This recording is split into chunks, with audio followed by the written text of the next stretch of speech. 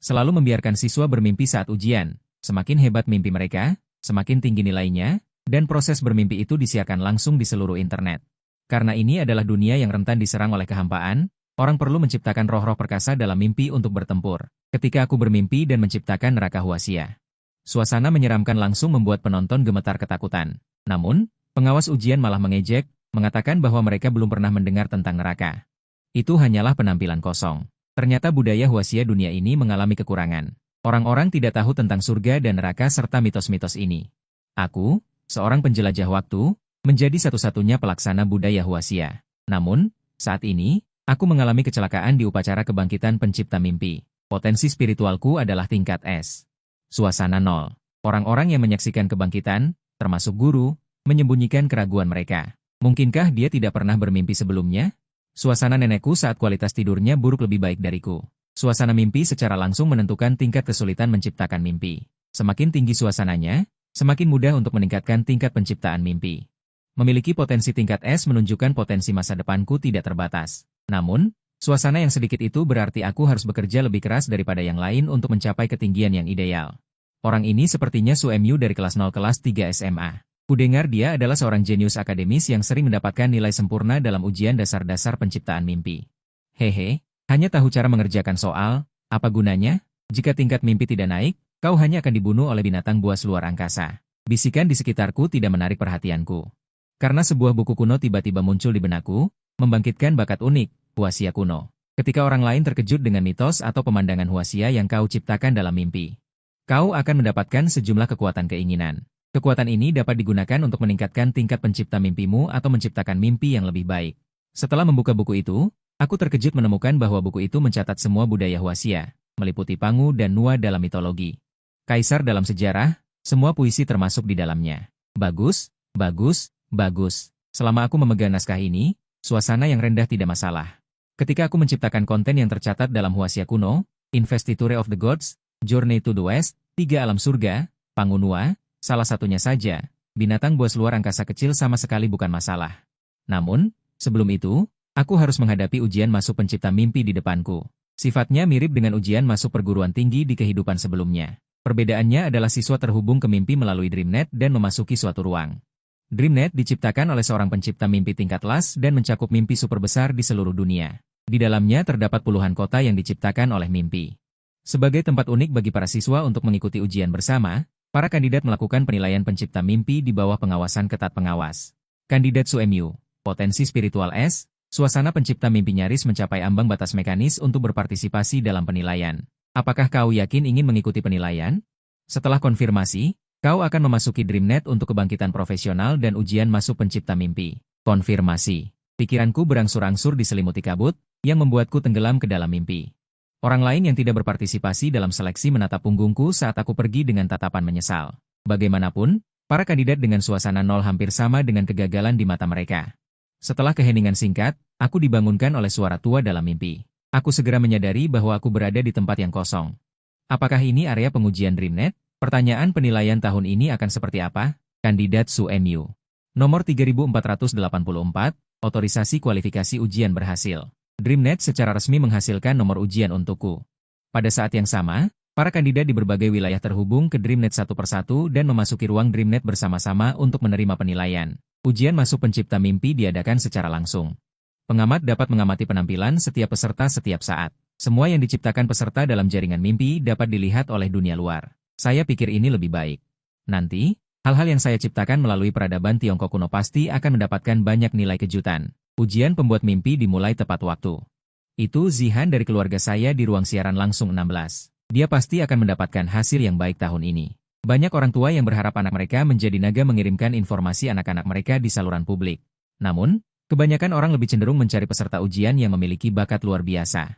Bagaimanapun, ini adalah bagian yang membuat penonton merasakan kegembiraan untuk pertama kalinya. Semakin luar biasa bakat seorang pembuat mimpi, semakin kuat kekuatannya untuk melawan monster void di masa depan. Dengan begitu, orang-orang biasa seperti mereka bisa mendapatkan perlindungan yang lebih baik. Saudara-saudara, cepat lihat ruang siaran langsung 123.456. Ini benar-benar bakat tingkat atas. Di dalam layar ada seorang gadis cantik jelita yang mengenakan seragam sekolah dan menundukkan kepalanya, menunggu dengan sepenuh hati soal ujian dibagikan.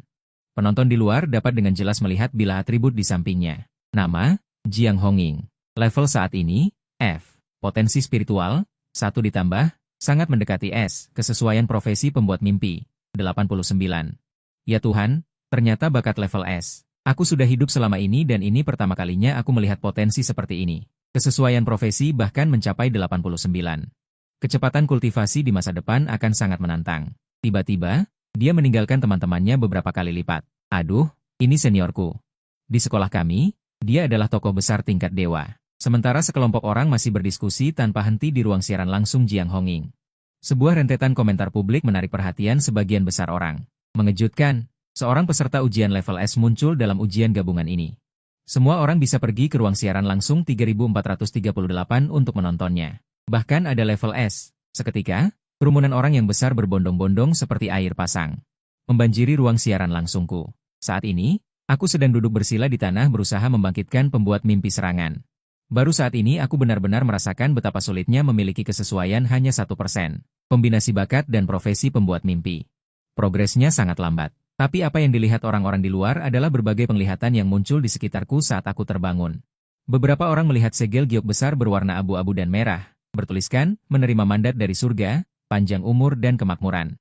Beberapa orang juga melihat air terjun yang mengalir deras, dengan prasasti batu bernama Tanah Berkah Gunung Huaguo. Gua tirai air surga. Ya Tuhan, apa yang terjadi? Gaya bicara peserta ujian ini. Mengapa begitu berbeda dari yang lain? Sial, apakah ini peserta ujian level S? Mimpi yang baru saja berlalu terlalu mengejutkan. Layar yang dilihat oleh penonton di luar secara alami adalah manifestasi eksternal dari peradaban Tiongkok kuno ketika aku terbangun. Karena budaya naga di dunia ini mengalami fragmentasi. Sekarang mereka secara alami akan merasa bahwa hal-hal ini sangat baru. Pemandangan ini sangat indah. Tapi mengapa raksasa di layar terus mengejar matahari itu? Apakah ada komentar yang bisa menjelaskannya padaku? Ya. Aku juga melihat seorang manusia purba memegang busur dan anak panah ke arah 10 matahari. Sama sekali tidak mengerti apa yang ingin diungkapkan peserta ujian ini. Semua orang dengan bersemangat berdiskusi untuk waktu yang lama. Sampai saat ini barulah ada yang memperhatikan. Panel atribut di sebelahku, nama Suemyu, potensi spiritual S. Kualitas Ki dan tingkat harmoni profesi 1, omong kosong. Banyak penonton melihat panel atribut lainnya ini. Semua terkejut, setelah memastikan bahwa mereka tidak salah lihat, ruang siaran langsung menjadi gempar. Ini terlalu keterlaluan. Kau bilang dia duduk di sini tanpa bergerak, mungkinkah dia masih dalam tahap awakening? Mungkin saja, lagi pula dengan kualitas Ki dan tingkat harmoni profesi yang begitu rendah, untuk membangkitkan profesi pembuat mimpi. Tidak diragukan lagi sangat sulit. Dalam situasinya, bahkan mungkin sampai ujian berakhir. Dia mungkin tidak akan berhasil terbangun. Sayang sekali, potensi spiritual tingkat S ini. Ucapan penyesalan yang tak terhitung jumlahnya, membanjiri layar di tempat yang tidak bisa kulihat. Selamat datang para peserta ujian. Di arena ujian cabang Huaxia di jaringan mimpi. Setelah 3 bunyi lonceng, suara tua tiba-tiba terdengar di langit. Ujian pembuat mimpi global kali ini, menggunakan sistem eliminasi di bagian akhir secara bersamaan. Para peserta ujian akan berada di jaringan mimpi. Melakukan ujian pembuatan mimpi selama sebulan, ujian dibagi menjadi 4 putaran. Setiap putaran akan mengeliminasi sebagian peserta dengan skor yang berada di peringkat terbawah. Semakin lama para peserta bertahan di jaringan mimpi, semakin tinggi pula skor ujian gabungan kalian. Peserta terakhir yang bertahan, akan mewakili negaranya, dan bertanding dengan akademi-akademi top dari negara lain. Selanjutnya akan diumumkan soal ujian putaran pertama, menciptakan dunia. Mohon para peserta ujian dalam waktu 1 hari. Gunakan kekuatan spiritual untuk menciptakan sebuah dunia yang telah mati. Setelah selesai menciptakan, jaringan mimpi akan langsung memberikan penilaian dunia. Mohon setiap peserta ujian untuk bersungguh-sungguh. Setelah pengumuman selesai, para peserta ujian di setiap ruang langsung menjadi gempar. Langsung membuat mimpi skala besar, dan terlebih lagi dunia yang telah mati. Bukankah para peserta ujian yang hadir sedang berada di usia muda? Bagaimana mungkin mereka tahu, seperti apa dunia yang telah mati itu? Untuk sesaat, banyak siswa dari area ujian mulai mengerutkan kening. Tentu saja, ada juga beberapa peserta ujian dengan imajinasi yang baik, yang sudah memiliki ide sendiri. Namun semua ini sepertinya tidak ada hubungannya denganku. Saat ini aku masih diam-diam terbangun, profesi pembuat mimpiku. Pada saat yang sama tenggelam dalam megahnya Tiongkok kuno. Hal ini kulakukan hampir sepanjang hari. Seolah-olah sama sekali tidak peduli dengan pelaksanaan ujian. Setengah hari telah berlalu dan sudah ada banyak peserta ujian yang menyerahkan jawaban di papan peringkat Raja Mimpi. Juga mulai terus-menerus memperbarui nama-nama peserta ujian, yang membuat orang-orang yang menonton berseru berulang kali. Jiang Hongchao, Benda Mimpi, Makam Bintang. Mendapatkan penilaian tingkat B Raja Mimpi. Ya Tuhan, mimpi ini ternyata bisa mencapai potensi tingkat B. Hasil karya Qian Cheng, peserta dari distrik Xinghe, yaitu pembakaran tulang kering, sangat mirip dengan aslinya. Lautan darah dan gunung tulang di medan perang juga mendapatkan peringkat B dari Raja Mimpi. Kemudian, ada Sukun, peserta lain dari distrik Xinghe. Karya buatannya, Salib Akhir Zaman, juga mendapat peringkat B. Peserta dari berbagai distrik di Tiongkok telah menyerahkan karya buatan mimpi mereka. Komentar di layar penuh dengan seruan kaget. Bagaimanapun, ini adalah mimpi pertama yang diciptakan oleh peserta sejak mereka terbangun sebagai pembuat mimpi. Sejak awal sudah memiliki potensi B. Jika mereka diberi lebih banyak waktu, akan jadi apa? Saya secara sepihak menyatakan ini adalah generasi pembuat mimpi terkuat dalam sejarah. Mimpi dengan potensi B ini sangat luar biasa. Jika ada yang bisa membuat mimpi yang lebih baik, saya akan cuci rambut sambil berdiri terbalik malam ini. Semakin banyak orang berdatangan ke ruang siaran langsung saya. Meskipun saya hanya duduk diam, potensi S masih menarik perhatian banyak orang, meskipun tingkat keharmonisan udaranya sangat rendah. Namun, ciptaan Jiang Hongqiao mendapat peringkat B, peringkat S saya masih bisa memberi mereka harapan. Akhirnya, buku kuno Tiongkok di benak saya memancarkan cahaya terang dan menyatu sepenuhnya dengan kesadaran saya. Saya juga berhasil menyelesaikan kebangkitan sebagai pembuat mimpi dan akhirnya bisa menjawab pertanyaan. Setelah menarik kesadaran dari benak saya menghela napas panjang dan memijat bahu saya yang pegal. Setelah sedikit istirahat, saya mulai memeriksa atribut saya. Pembuat mimpi berhasil dibangkitkan. Level saat ini, F. Kemampuan profesional pembuat mimpi. Pembuatan mimpi.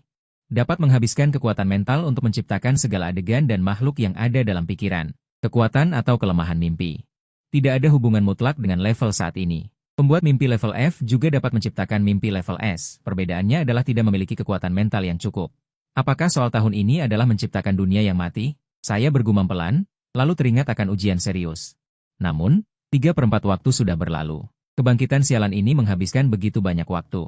Untungnya, saya tidak panik karenanya. Setelah bergabung dengan peradaban Tiongkok kuno, saya menemukan bahwa selama ada konten budaya Tiongkok yang tercatat, saya dapat langsung mengekstraknya dari buku. Tidak perlu membuang kekuatan mental untuk membuat draft dan menyusun ulang. Dengan kata lain, ini akan sangat menghemat waktu dan pemborosan kekuatan mental yang tidak perlu. Dunia setelah kematian, saya langsung memikirkan tempat yang paling representatif dalam mitologi Tiongkok. Diu, dunia bawah, adalah kerajaan kematian yang lengkap. Di dalamnya terdapat gerbang hantu, jalan Huangquan, jembatan Naihe, aula batu Yama, dan 18 tingkat neraka. Diu, alam baka, Tiongkok ini bukan milik siapapun. Dengan pemikiran ini, aku mulai menciptakan kembali suasana di alam baka. Tentu saja, dengan kekuatan mentalku saat ini, meniru semuanya adalah hal yang mungkin. Tentu saja itu tidak realistis. 30 poin kekuatan mental hanya cukup untuk mereplikasi sebagian kecil pemandangan alam baka. Namun, ini sudah cukup. Ada pergerakan. Orang-orang yang menunggu di ruang siaran langsung terkejut dan gembira. Beberapa orang juga menggelengkan kepala tanpa daya, mengatakan bahwa waktu hanya tersisa 1/4. Bahkan dengan potensi S, mereka mungkin tidak dapat menciptakan adegan yang bagus. Tentu saja aku tidak bisa melihat semua ini. Saat ini, halaman-halaman buku Tiongkok kuno berbalik. Segera, sebuah bangunan berwarna hitam legam. Dengan plakat bertuliskan 18 hantu jahat tertangkap di mata. Di atasnya tertulis 3 karakter gerbang hantu yang menakutkan, membuat semua orang yang melihatnya merasa ngeri. Aku berencana untuk memulai dari gerbang hantu ini, menciptakan mimpi kematian di benakku. Hehe. Saatnya membiarkan dunia ini merasakan esensi sejati Tiongkok. Bersamaan dengan gelombang pikiranku, seluruh ruang pembuatan mimpi segera bergetar. Jalan kuno yang gelap dan sunyi perlahan muncul dari bawah kaki, disertai dengan kabut hitam yang melayang. Jalan batu biru kuno yang kuno dan berbintik-bintik juga secara bertahap menunjukkan konturnya dari kabut hitam, seiring dengan pemandangan yang secara bertahap menjadi nyata. Sejumlah besar penonton yang tinggal di ruang siaranku tiba-tiba merasa takut di hati mereka. Kenapa gambar orang ini semakin menyeramkan? Hanya dalam sekejap mata, pemandangan yang awalnya sangat indah tiba-tiba dipenuhi angin dingin. Membuat orang merasa menggigil. Bunga-bunga merah cerah yang indah bermekaran di tepi jalan batu biru, membawa kepolosan. Sebuah gerbang besar yang dalam muncul dari tanah, dengan plakat horizontal seperti karat darah terukir 3 karakter yang tidak dikenal. Terlihat seperti tulisan kuno, tetapi itu adalah tulisan yang tidak mereka kenal. Tapi entah kenapa, sejenis benda yang tidak dikenal muncul dari hati para penonton, membuat mereka menyebutkan nama gerbang gunung ini. Gerbang hantu. Untuk sementara waktu, banyak penonton menunjukkan ekspresi ngeri, seolah-olah hembusan angin dingin meniup jiwa mereka. Aku yang pertama patuh. Rentetan komentar di ruang siaran langsung meledak seperti air mancur pada saat ini. Aku menyerah. Di sini tempatku gurun, tapi mimpi ini membuatku merasa semua yang bertiup adalah angin sejuk. Saudara-saudara, ini terlalu ajaib. Aku baru saja melihat bunga itu dan mengira aku akan mati. Aku sedikit tidak sabar untuk berjalan-jalan di gerbang hantu itu. Aku merasa lemari di belakangku bergerak. Aku kabur dulu. Para penonton mengirim spam di ruang siaran langsung. Otakku juga dibombardir dengan rentetan teks. Liu Xian terkejut dengan ciptaanmu, bagian yang rusak dari alam bawah. Mendapatkan kekuatan asal 0,1. Feng Xiaogang terkejut. Mendapatkan kekuatan asal 1. Terus-menerus ada orang yang terkejut dengan alam bawah yang aku ciptakan. Nilai perolehan kekuatan asal juga meningkat dengan kecepatan yang terlihat dengan mata telanjang. Hanya saja aku tidak tahu kenapa. Kenapa nilai yang diberikan setiap orang berbeda? Aku tidak punya waktu untuk memikirkan terlalu banyak. Aku terus berinvestasi dalam penciptaan alam bawah.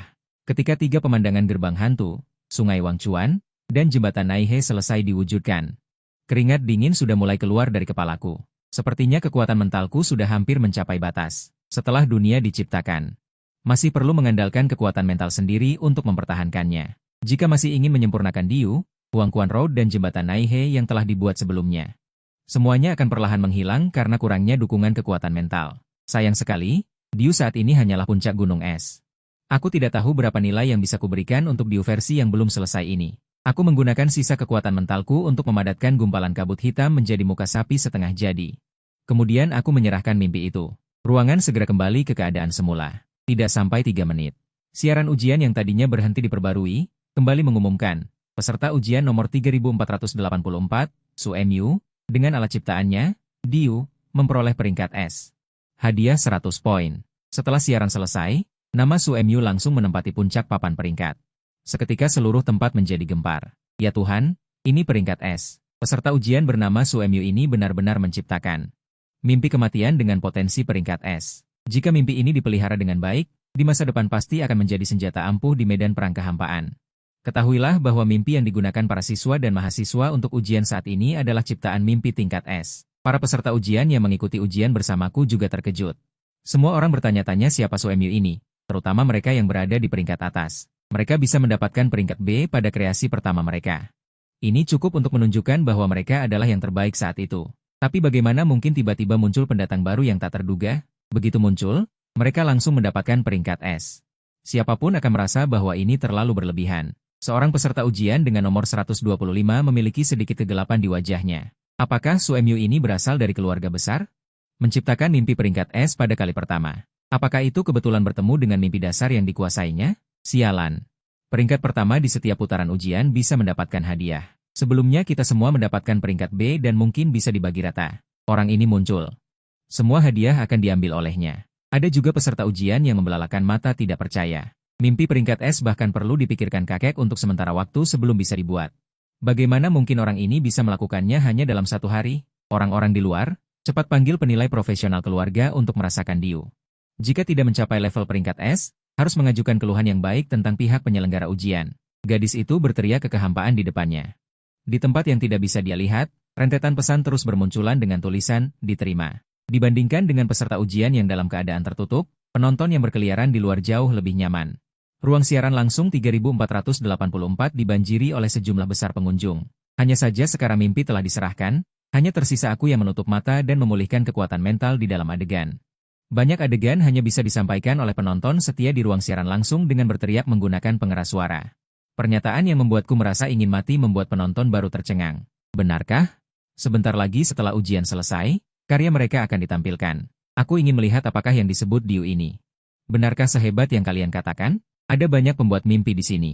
Tidak seperti penonton biasa yang hanya bisa melihat ciptaan mimpi dari luar. Orang-orang yang membangkitkan profesi pembuat mimpi bisa memasuki mimpi dan secara pribadi mengalami mimpi yang diciptakan oleh para peserta ujian. Aku juga ingin mengunjungi Diu. Baru-baru ini aku mendapatkan kemampuan sebagai pemimpi. Adakah yang punya minat sama dan mau membentuk tim? Ayo kita bertualang ke alam baka bersama. Yang ingin ikut, ketik 1 di kolom komentar. Mari kita lihat. Kalau tidak salah, sebagian besar komentar adalah angka 1.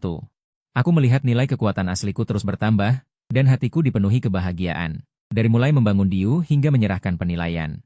Nilai kekuatan asliku telah terkumpul hingga 200. Mencoba menggunakan kekuatan asli ini pada level pencipta mimpiku. Seiring dengan berkurangnya nilai kekuatan asli, energi mentalku yang habis secara bertahap terisi kembali. Rasa lelah juga menghilang.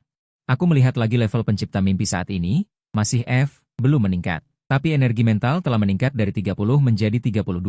Peningkatan yang terlihat jelas ini sangat bagus. Kekuatan asli dapat terus dikumpulkan sendiri. Obat-obatan dan pil harus bergantung pada ki dan pengukuranku untuk meningkatkan level. Itu harus menunggu sampai kapan? Di sisi lain, penguji yang bertanggung jawab atas areaku juga terkejut dengan hasilnya. Di areaku, ada peserta yang bisa menciptakan mimpi level S? Pemuda bernama Cendehan ini tampak tidak percaya. Sebagai ciptaan mimpi level S dari Raja Mimpi, biasanya tidak ada kesalahan penilaian. Namun, menurut Cendehan, hasil hari ini sangat aneh. Secara umum, jika penguji menyadari ada sesuatu yang salah, mereka harus melapor ke kepala penguji. Tapi dia merasa mampu mengatasinya. Tidak perlu merepotkan kepala penguji pencipta mimpi level B ke atas. Lagi pula, area ujian ini dibagi berdasarkan atribut siswa. Bisa dibagi ke areanya secara alami berarti data komprehensif peserta ujian ini tidak terlalu bagus. Penilaian level S ini pasti kesalahan Raja Mimpi. Baru bangun saja sudah bisa menciptakan mimpi level S. Jika tumbuh dewasa, bukankah akan menjadi masalah besar? Cendehan memutuskan untuk secara pribadi pergi ke Diu untuk mengalaminya. Raja Mimpi, muat mimpi Diu peserta ujian 3484. Sebuah suara terdengar. Ruang di sekitar Cendehan bergetar hebat. Tidak lama kemudian, dia dipindahkan ke pemandangan Diu. Yang pertama kali dilihatnya adalah kabut hitam. Jalan batu biru yang dingin membentang dari bawah kakinya ke kedalaman kegelapan. Cendehan mengamati pemandangan di depannya dan sedikit tersenyum. Level S hanya ini? Meskipun aura kabut hitam yang bercampur dengan angin dingin ini memang bisa membuat orang merinding beberapa kali, tapi hanya itu saja. Lagi pula, dia pernah berada di medan perang fight.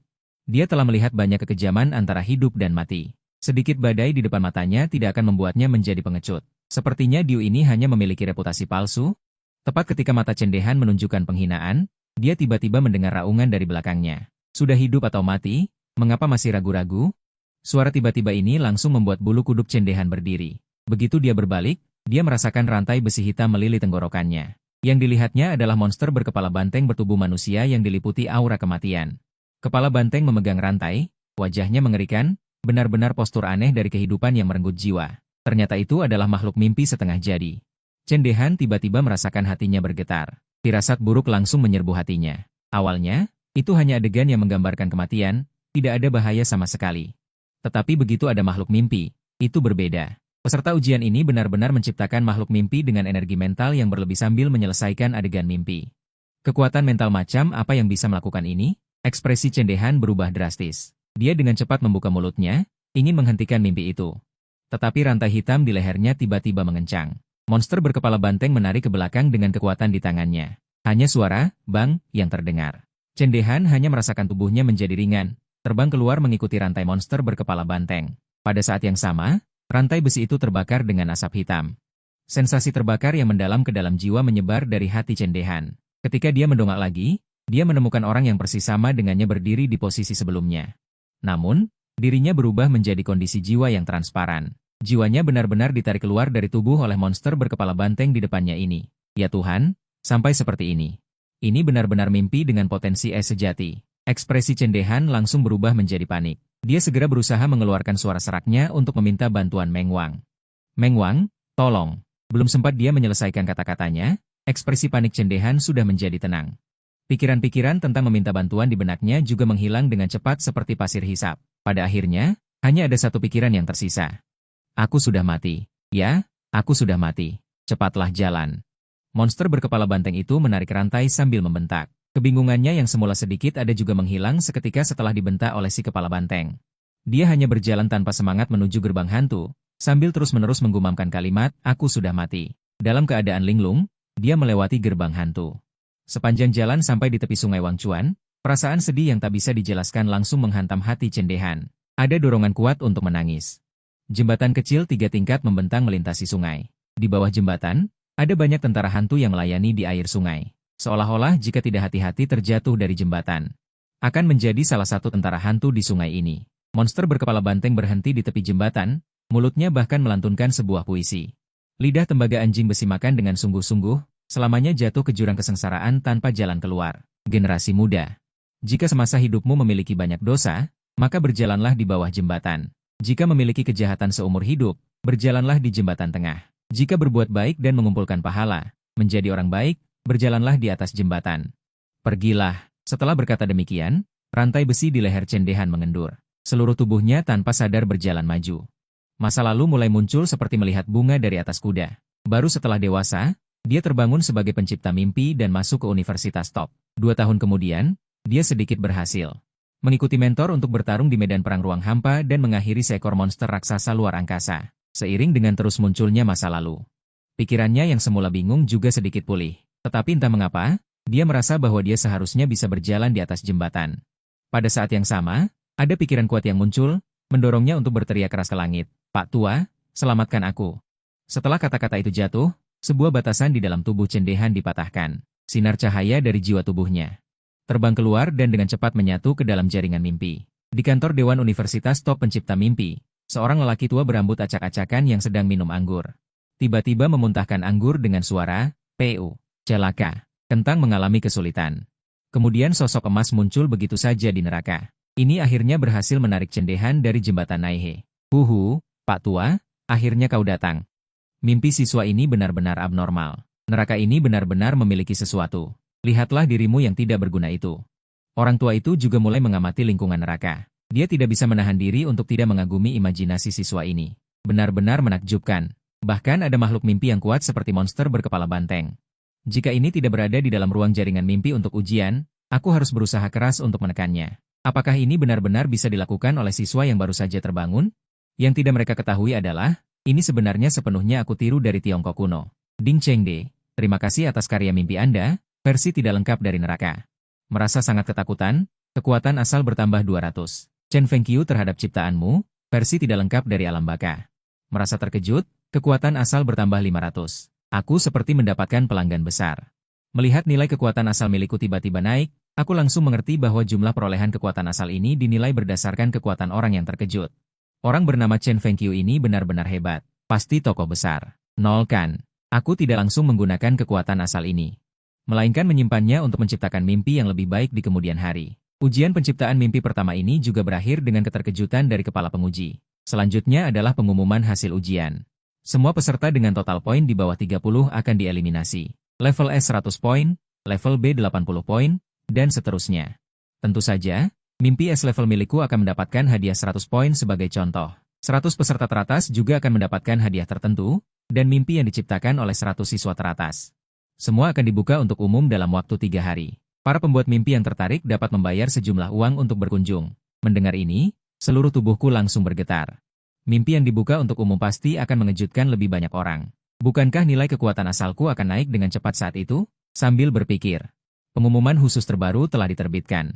Berdasarkan keputusan tim ruang ujian, akses ke mimpi, DIU, milik peserta ujian nomor 3484, SUMU, akan dibatasi. Mimpi ini mungkin menyebabkan kerusakan psikologis dan intelektual pada orang. Hanya mereka yang gigih yang dapat masuk lebih dalam. Pembuat mimpi berhak untuk mengamati.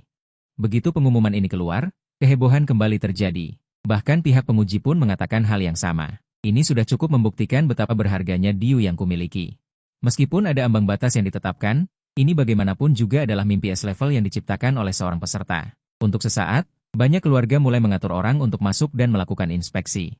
Yang menantiku adalah perebutan sejumlah besar nilai kekuatan asal.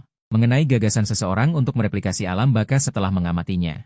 Aku sama sekali tidak khawatir tentang hal ini. Bagi pembuat mimpi, setiap mimpi berasal dari pemahaman mereka sendiri.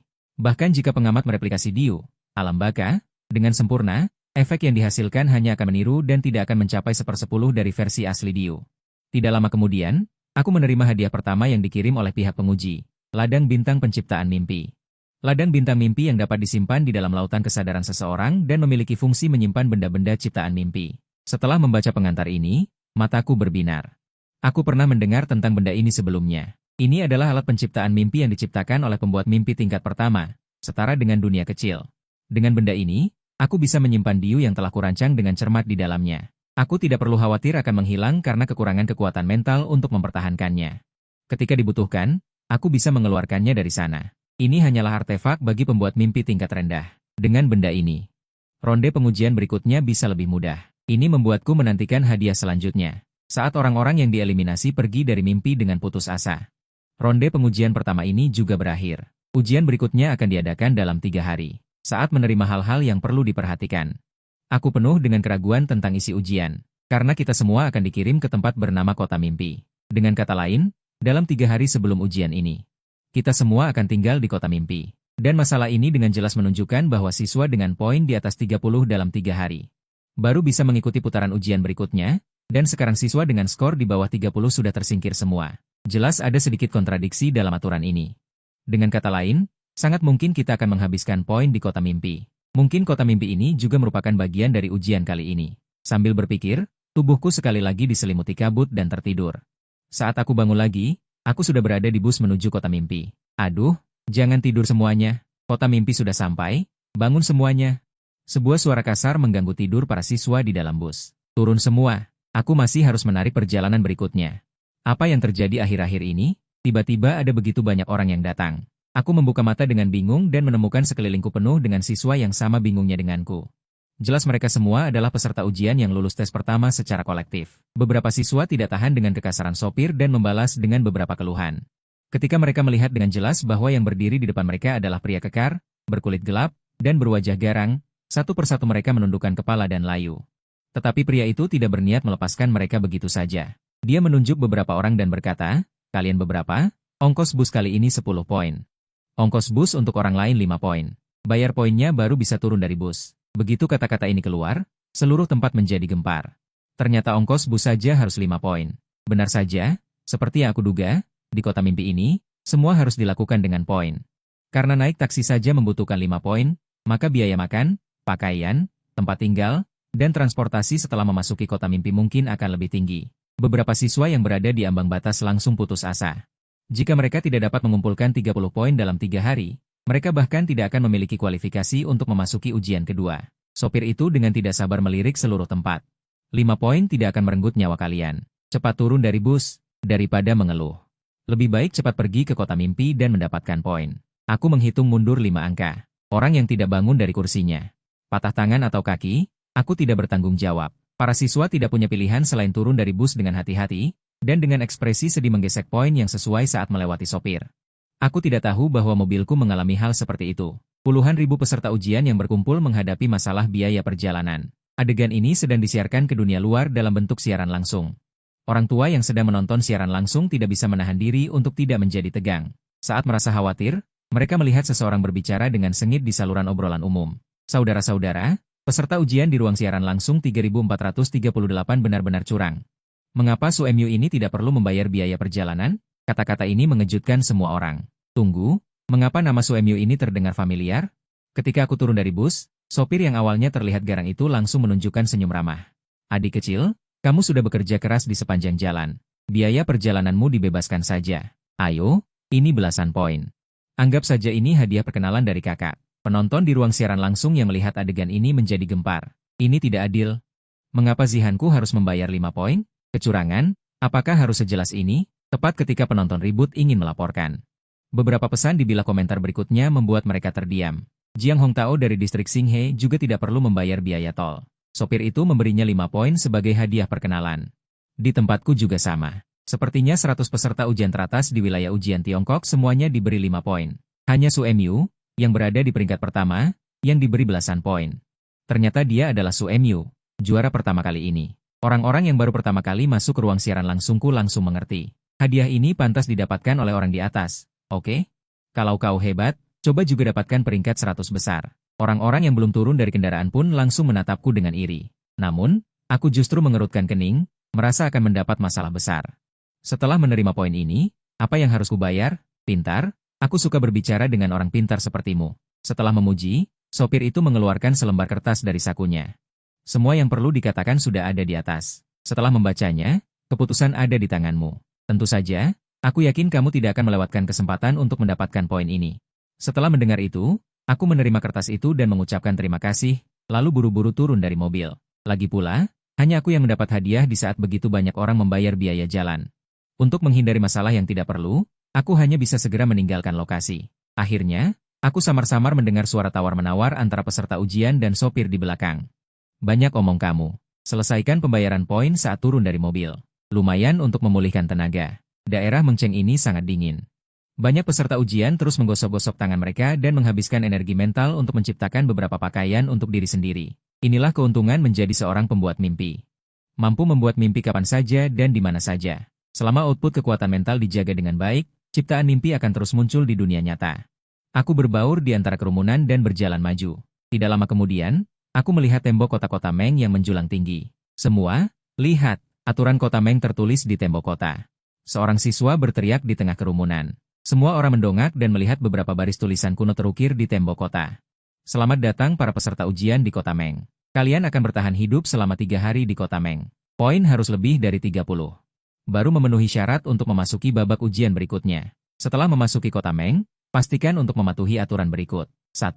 Dilarang keras melakukan tindakan yang melanggar keamanan dan ketertiban di kota Meng. Siapapun yang melanggar akan mendapat hukuman berat dari tim penegak hukum. 2. Peserta ujian tidak boleh saling menyerang, kecuali di tempat-tempat tertentu. Semua tindakan yang memanfaatkan celah untuk mendapatkan poin akan dianggap sebagai tindakan curang. Ada jam malam di malam hari. Dilarang keluar sembarangan.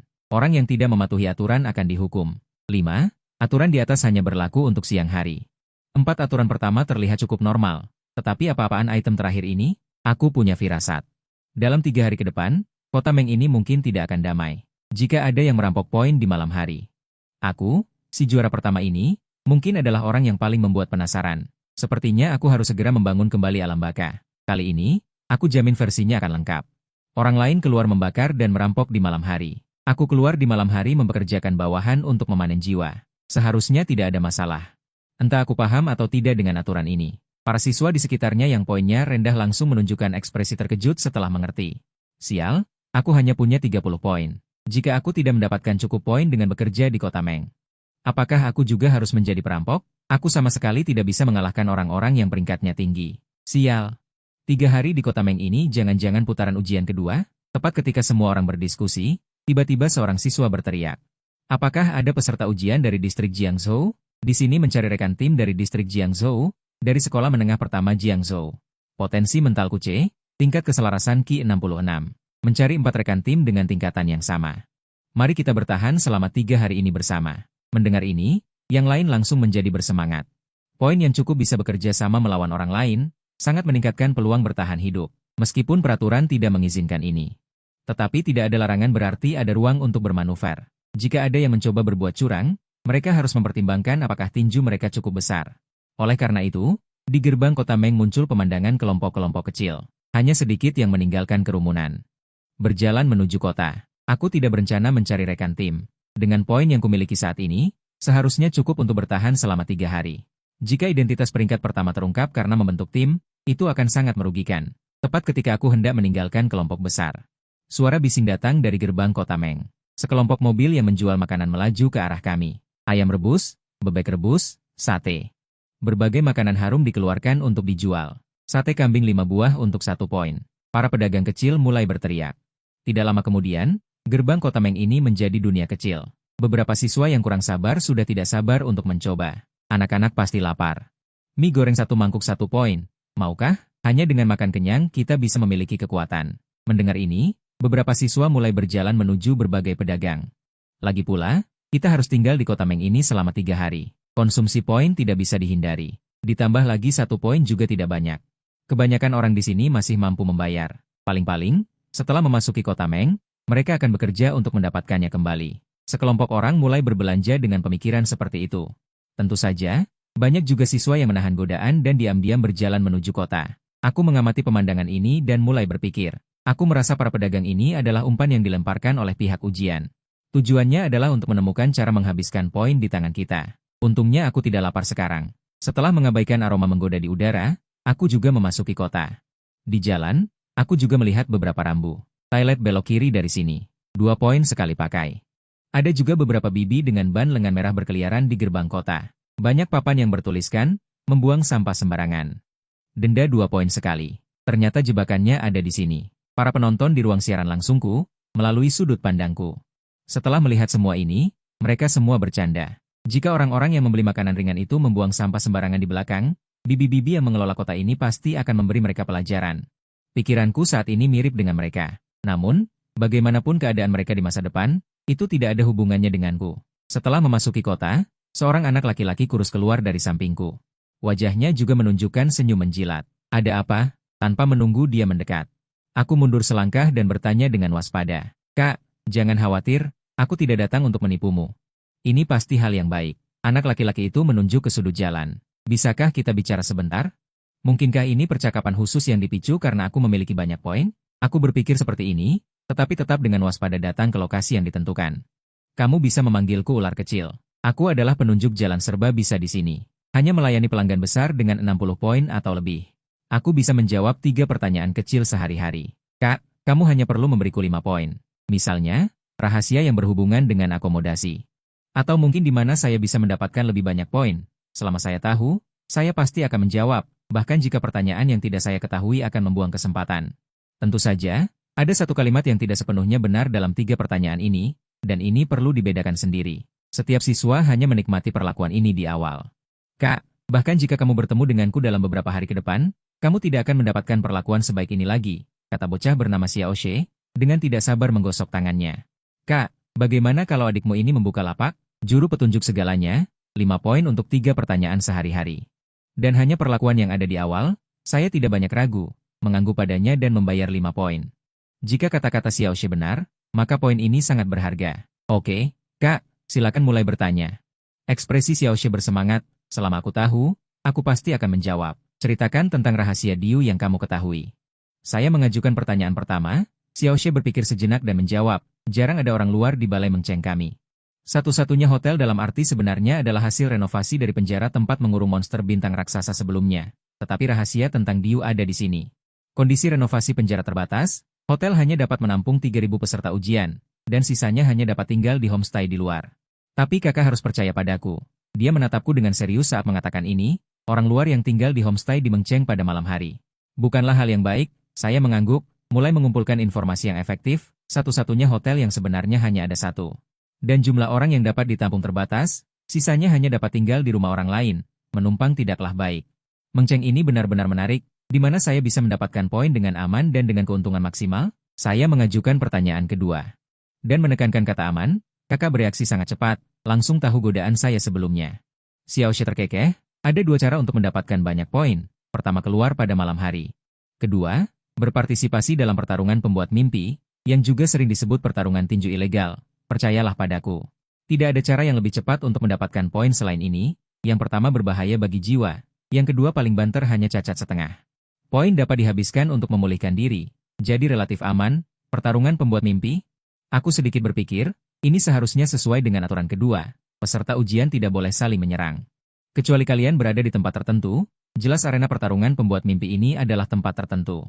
Ini adalah tempat yang baik bagiku, aku bisa memenangkan pertandingan untuk mendapatkan poin, dan juga bisa menuai kekuatan asal dari orang-orang yang ingin menjadi pejabat. Memikirkan hal ini, aku semakin menantikannya. Pertanyaan terakhir, apa yang akan terjadi pada orang yang membuat masalah di malam hari? Apa-apaan ini? Orang-orang yang selalu berada di ruang siaran langsungku, mulai berbeda pendapat. Apa yang ditanyakan Su Emyu ini? Apakah dia tidak membaca aturan dengan cermat sebelumnya? Aturan di atas hanya berlaku untuk siang hari. Itu sama saja dengan membuang kesempatan. Aku tentu tidak bisa melihat komentar di ruang siaranku, tapi aku sedang memikirkan aturan sambil memperhatikan ular kecil itu. Aturan 1, tindakan yang melanggar keamanan dan ketertiban sangat dilarang di kota mimpi. Pelanggaran akan mengakibatkan hukuman berat dari tim penegak hukum. Aturan 4, malam adalah waktu tanpa larangan. Dilarang berjalan-jalan sembarangan selama waktu tersebut. Orang yang tidak mematuhi aturan akan dihukum. Aturan 5, aturan di atas hanya berlaku untuk siang hari. Ketiga aturan ini memiliki konflik yang sangat jelas. Setelah mengatakan bahwa aturan di atas hanya berlaku untuk siang hari, mengapa harus dikatakan bahwa malam adalah waktu tanpa larangan? Orang yang melanggar aturan akan dihukum. Maka, aku punya tebakan berani. Jika ada siswa yang menjarah poin orang lain secara besar-besaran di malam hari, apakah mereka akan dihukum setelah hari terang?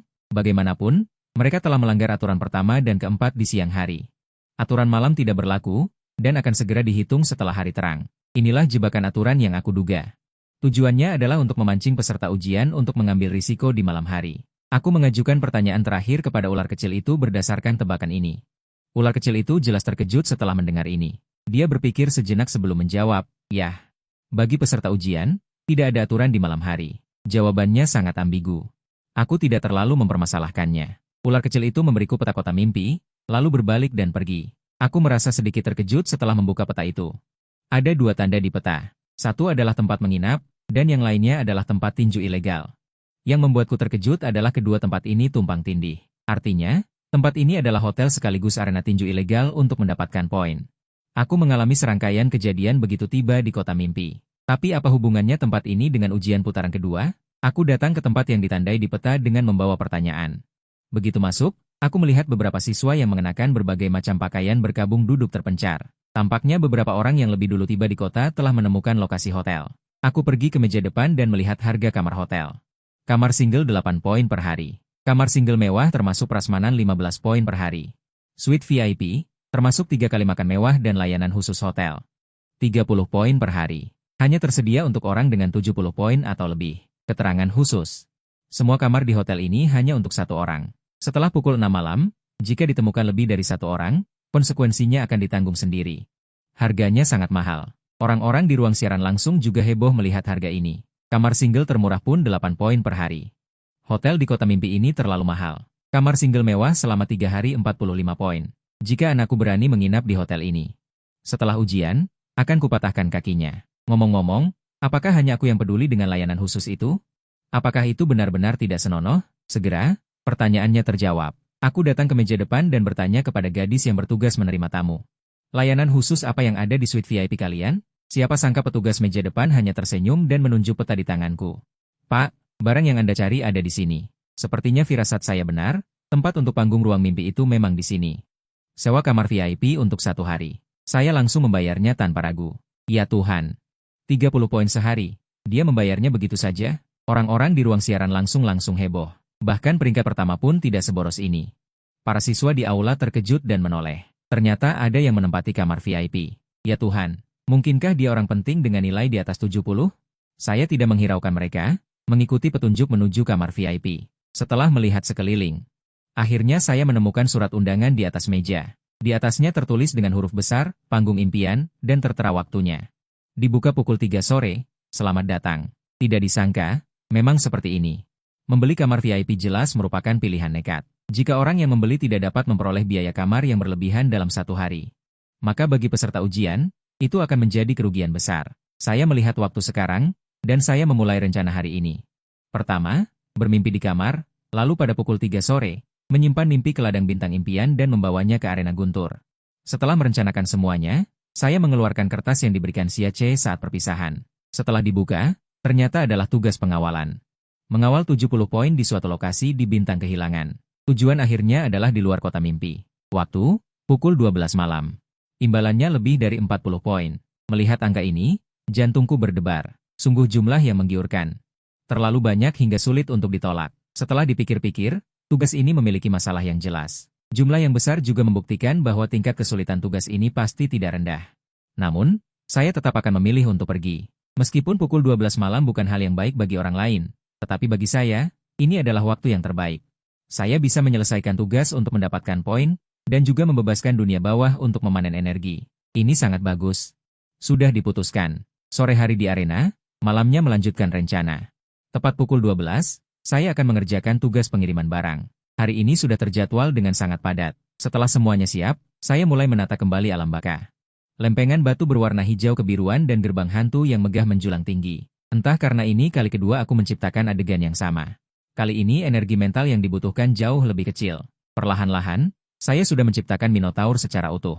Bahkan saudara baiknya, M. Amian, juga perlahan muncul dengan membawa rantai penangkap jiwa. Adegan jembatan penyeberangan ke akhirat, seorang wanita tua yang sedang merebusuk keluar dari kabut hitam. Selanjutnya adalah kota hantu megah dan berwibawa yang menjulang tinggi, kota hantu yang bernama Fengdu. Menduduki sepetak wilayah di ladang bintang impian. Sampai di sini, aku mulai merasakan energi mentalku hampir habis. Tanpa ragu sedikit pun, aku menyalurkan semua energi yang telah kukumpulkan ke dunia bawah. Terdengar suara bergemuruh. Kabut hitam menyelimuti sekitar dunia bawah.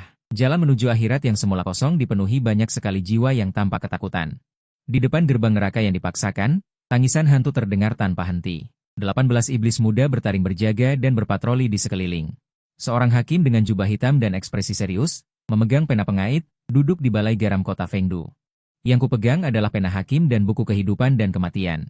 Sampai di sini, aku telah menghabiskan 500 yuan energi yang kukumpulkan sebelumnya. Ini membuat mimpiku memiliki esensi penciptaan mimpi kelas S yang sebenarnya. Aku mengamati dunia kecil akhirat yang telah kubangun ini dengan puas, bahkan hingga saat ini. Diu ini belum sepenuhnya sempurna, tetapi sudah memiliki pertahanan yang sangat kuat dan kemampuan untuk menakut-nakuti orang lain. Jika terjadi keadaan darurat, aku juga bisa langsung menarik Diu dari ladang hati pencipta mimpi dan menurunkannya ke dunia nyata. Begitu musuh terjebak di Diu, maka itu adalah wilayahku. Setelah bermain-main begitu lama, hari sudah siang. Tentu saja aku tidak akan melewatkan 3 kali makan mewah. 30 poin tidak boleh disia-siakan. Begitu keluar, aku melihat nomor 5 tidak jauh dari sana. Sebuah suite VIP juga keluar seorang pemuda. Pemuda itu menatapku dengan sedikit terkejut, ternyata bukan mahasiswa dari sekolah terkenal. Ini jarang terjadi di suite VIP. Sambil berkata demikian, dia mendekat dan memperkenalkan dirinya. Jiang Li. Su Mu, dari sekolah menengah Longteng, kota Linhai. Kau bilang namamu Su Mu? Mata Jiang Li membelalak setelah mendengar nama itu, ternyata kaulah anak yang menciptakan mimpi berpotensi kelas S. Orang nomor 1 di peringkat surga. Peringkat surga? Aku merasa asing dengan istilah baru yang tiba-tiba muncul ini. Itu adalah papan peringkat poin. Namun, siswa di distrik gabungan baru kami terbiasa menyebutnya peringkat surga. Jiang Li berkata sambil melihatku dari atas ke bawah. Linhai, aku ingat itu bukan distrik ekonomi besar, kan? Kau benar-benar naik daun kali ini. Bahkan jika penampilanmu selanjutnya biasa-biasa saja, masuk universitas top pun sudah lebih dari cukup. Sambil berkata demikian, dia menepuk pundakku. Mau pergi makan, kan? Apakah kau keberatan jika kita pergi bersama? Sekalian bertukar informasi tentang kota mimpi. Aku punya informasi eksklusif, mungkin berguna untukmu. Aku juga mengamati orang yang sok akrab ini. Aku tidak menolak undangannya. Di sepanjang jalan, dia mengatakan bahwa 100 siswa teratas akan mendapatkan 5 poin dan kartu misi tersembunyi dari pengemudi. Ketika aku mengatakan bahwa poin yang kudapatkan adalah 10 poin, Jiang Li hampir memuntahkan seteguk darah tua. Dia menghela napas bahwa perlakuan untuk orang nomor 1 memang istimewa. Selanjutnya, dia akan mengeluarkan kertas misi tersembunyi. Di atasnya tertulis 30 poin hadiah setelah menyelesaikan misi. Ekspresiku berkedut. Aku merasa senang bahwa siswa pertama yang kutemui di kota mimpi begitu pengertian. Di sepanjang jalan, Jiang Li juga memberiku beberapa informasi eksklusif. Misalnya, duel puisi penciptaan mimpi pukul 3 sore. Selain peserta ujian, penduduk asli kota mimpi juga dapat berpartisipasi. Ini bukan hal yang baik bagi kita para peserta ujian. Bagaimanapun, para peserta ujian adalah pemula yang baru saja terbangun. Persaingan antara peserta ujian dapat dianggap sebagai persaingan yang adil. Tetapi begitu penduduk asli kota mimpi berpartisipasi, kemungkinan besar akan ada situasi di mana alam menekan orang. Mungkin saja sedetik sebelumnya bertarung dengan binatang buas kelas F, sedetik berikutnya di atas ring muncul seorang petarung kelas S, tapi bagaimana aturan detailnya? Jiang Li mengatakan bahwa ini baru akan diketahui ketika arena resmi dimulai. Saat lift hampir mencapai lantai restoran. Jiang Li mendekat lagi dan berkata, nanti akan kukenalkan beberapa teman. Selama 3 hari bertahan di kota mimpi, kita harus berinteraksi dengan para peserta ujian, kan? Tentu saja, tidak masalah jika kamu ingin menyembunyikan identitasmu. Berdasarkan pengamatanku sebelumnya, di restoran VIP yang akan kita tuju. Setidaknya ada belasan ahli dari 100 besar. Mereka membicarakanmu sebagai yang nomor 1 di daftar langit dengan sangat tidak puas. Setelah mendengar perkataannya, aku mengangkat alisku dan menggelengkan kepala dengan ringan. Tidak perlu menyembunyikan diri, perkenalkan saja. Hehe, aku suka mentalitas seorang ahli sepertimu, saudara. Nanti kalau ada yang datang mencari masalah, aku akan membantumu. Kita tidak takut karena jumlah kita banyak. Setelah lift mencapai lantai restoran, pintu perlahan terbuka. Sekilas terlihat beberapa siswa sudah duduk di dalam. Pada saat yang sama, orang-orang di restoran juga melihat ke arah kami. Pertunjukan yang bagus akan segera dimulai, saudara. Jiang Li, dengan tatapan mata orang lain, melambai ke suatu tempat di aula. Su Mu, lihat, ini teman baruku. Namanya Su Mu. Begitu kata-kata ini keluar, semua mata di aula langsung tertuju padaku seorang diri. Nama ini terlalu familiar bagi para siswa 100 besar ini. Dia adalah Su Mu, nomor 1 di daftar langit itu. Jenius yang menciptakan mimpi berpotensi kelas S, ternyata bertemu dengannya di sini. Seketika, rasa iri, penilaian, kebencian, dan berbagai ekspresi lainnya muncul di wajah beberapa orang. Jika itu orang lain, mereka pasti akan merasa sangat tidak nyaman. Namun, bagiku yang percaya diri, aku tidak merasakan apapun. Para penonton di ruang siaran langsung menjadi bersemangat setelah melihat adegan ini. Datang. Pertemuan pertama para jenius. Orang-orang di sini adalah para jenius yang berasal dari distrik besar seperti distrik Xinhe, dan berbeda dengan Su Mu yang berasal dari distrik Xia. Potensi spiritual kelas S, lalu kenapa? Kebanyakan orang di sini mengalami hal-hal yang tidak bisa dibandingkan dengan orang biasa. Aku juga mendengar bahwa beberapa dari mereka, bahkan sebelum menjadi pembuat mimpi, ditarik ke dalam mimpi langit berbintang untuk melihat dari dekat binatang buas langit berbintang. Su Mu ini akan pergi ke arena dalam sore ini. Menurutmu, apakah dia akan selamat sampai sore? Setelah melambai, Jiang Li membawaku ke hadapan 2 gadis di aula dan mulai memperkenalkan. Pertama, dengan seorang gadis dengan aura tenang, ini adalah kakakku, Jiang Ying. Lalu dia memperkenalkan seorang gadis berbaju merah, dan ini juga kakakku, Tang Ning. Halo, semuanya. Aku menyapa mereka dengan sopan. Gadis dengan aura tenang itu juga mengangguk sopan sebagai balasan. Kamu Su Emyu? Ya. Gadis bernama Tang Ning di sampingnya bertanya sambil tersenyum. Berasal dari keluarga bangsawan mana? Aku sepertinya belum pernah mendengar tentang keluarga bangsawan bermarga Su yang besar. Atau kakekmu dari pihak ibu adalah anggota keluarga besar? Keluarga bangsawan macam apa itu? Aku mencemooh dalam hati. Sebagai keturunan Yan Huang, apakah memiliki 1,4 miliar saudara sebangsa di rumah bisa dianggap sebagai latar belakang?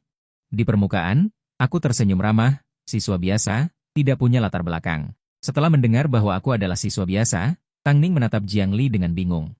Melihat lawannya mengangguk, ekspresinya berangsur-angsur menjadi terkejut.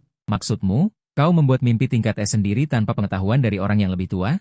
Belum selesai dia berbicara, seorang anak laki-laki terdengar dari belakang. Kau Su Emyu? Ya? Sudah lama ku dengar. Berbalik, kulihat seorang anak laki-laki berjalan mendekat dengan senyum di wajahnya. Kudengar ada dewa yang tidak dikenal muncul di babak pertama ini. Dilihat dari senyumnya hari ini, dia memang tidak mengecewakan. Perkenalkan diriku. Qian Cheng dari distrik Xinhe. Saat dia berbicara, dia mengulurkan tangan untuk menjabat tanganku. Apakah perlu begitu formal untuk saling menyapa antar peserta ujian? Aku tanpa sadar merasakan sedikit kewaspadaan di hatiku, tetapi aku bangkit dan menjabat tangannya. Su Emyu dari kota Linhai. Qian Cheng berpikir sejenak sebelum mengingat di mana kota Linhai itu. Yue Zhongmei berkata, distrik Xia. Sebelum aku bisa menjawab, senyumnya kembali muncul di wajahnya. Kau juga akan pergi ke arena tim itu siang ini, kan? Aku sangat ingin melihat kehebatan dewa yang mampu menciptakan mimpi tingkat S pada kebangkitan pertamanya. Pada saat ini, kata-kata Qian Cheng jelas mengandung provokasi. Apakah kau tertarik untuk bertanding denganku siang ini? Aku tahu Qian Cheng ini. Dia adalah seorang jenius yang menciptakan mimpi, pembakaran tulang kering, yang merupakan contoh yang harus dihindari. Aku pernah melihat mimpi kematian yang dia buat. Gunung batu, lautan darah, sangat nyata. Orang ini seharusnya pernah berada di medan perang. Datang, aku sudah tidak sabar. Pencipta mimpi memang seperti ini, tidak ada yang mau kalah dengan yang lain di tingkat yang sama. Aku menaikkan alisku saat mendengar kata-kata Qian Cheng. Namun, itu juga sesuai dengan keinginanku. Aku bisa menggunakan mimpi buruk sekaligus mengalahkan seorang jenius di tingkat yang sama. Topik seperti ini seharusnya disukai banyak penonton, kan? Semakin banyak orang yang menonton, semakin banyak juga prinsip yang bisa kudapatkan. Baru saja aku akan tersenyum dan setuju. Aku mendengar Qian Cheng menambahkan, aku akan memberikan 30 poin peringkat dan bertanding denganmu. Tidak peduli menang atau kalah, 30 poin peringkat ini adalah milikmu. Anggap saja sebagai perkenalan. Bagaimana menurutmu? Saat dia berbicara, dia membuka sistem transaksi poin peringkat. Di panel pribadiku di samping, sebuah kotak pesan langsung muncul. Apakah kau menerima transfer 30 poin peringkat dari peserta ujian Qian Cheng? Dia mengirim 30 poin peringkat sejak awal. Aku melihat orang di depanku dan menyadari ada sesuatu yang tidak beres. Jiang Li di sampingku juga batuk untuk mengingatkan. Aku melihat panel dan tersenyum. Aku mengubah data dan mengirimkannya kembali ke Qian Cheng. Bagaimana kalau begini? Aku punya banyak poin peringkat, biar aku yang memberikannya. 40 poin peringkat, mari kita bertanding. Anggap saja sebagai perkenalan. Beberapa penonton di ruang siaran langsung tercengang saat melihat ini. Apakah kedua orang ini menjadi bodoh karena bermimpi? Mereka mati-matian memberikan poin peringkat di awal pertandingan. Tidak, ada jebakan. Apakah kalian ingat salah satu aturan di kota mimpi? Dilarang mendapatkan poin peringkat melalui cara ilegal apapun. Semua orang tiba-tiba menyadari ketika melihat komentar ini. Saling memberi sejumlah besar poin peringkat dengan alasan tertentu antar peserta ujian juga dianggap ilegal, kan? Anak ini cukup licik. Kalau ada yang tidak tahan menerima 30 gram ini, itu berarti langsung melanggar aturan dan dihukum. Faktanya sama seperti yang mereka duga. Qian Cheng justru ingin mengujiku dengan aturan kota mimpi, tapi sayangnya pemahamanku tentang aturan juga tidak kalah. Dia tidak menunjukkan kekecewaan setelah gagal. Seolah-olah tindakan menjebak ini hanya dia lakukan dengan santai. Pertandingan arena sore ini, jangan sampai tidak berani naik. Ya, juara pertama. Selamat menikmati makananmu. Qian Cheng berkata dan berbalik pergi. Orang ini sangat licik. Dari sekolah mana? Jiang Li menjulurkan kepala dan mengamati dengan cermat, tapi tidak bisa mengingatnya. Tang Ning agak ingat, mendengar namanya, seharusnya dari keluarga Qian itu. Ya, Jiang Li berpikir sejenak dan sedikit ingat. Apakah itu keluarga yang dilindungi oleh pencipta mimpi tingkat S bermarga Qian itu? Aku sedikit ingat. Kalau dipikir-pikir, pembangunan jaringan mimpi ini ada hubungannya dengan mereka. Namun, keluarga ini mengalami kemunduran seiring dengan meninggalnya pencipta mimpi tingkat S. Anak ini ternyata bisa mendapatkan nilai setinggi ini, pasti keluarga Qian mengerahkan seluruh kekuatan untuk membimbingnya. Saudara, kamu beruntung. Tang Ning menambahkan kalimat setelah mendengar perkataan Jiang Li, mengungkapkan informasi yang kudapatkan. Dalam pertandingan arena sore, setiap orang yang masuk harus membayar biaya masuk 30 gram. dan setiap orang hanya bisa naik satu kali. G-point yang didapatkan terkait dengan jumlah pertandingan. Jika berhasil menantang, ada jaminan pendapatan 30 poin. Begitu seseorang dijatuhkan dari arena.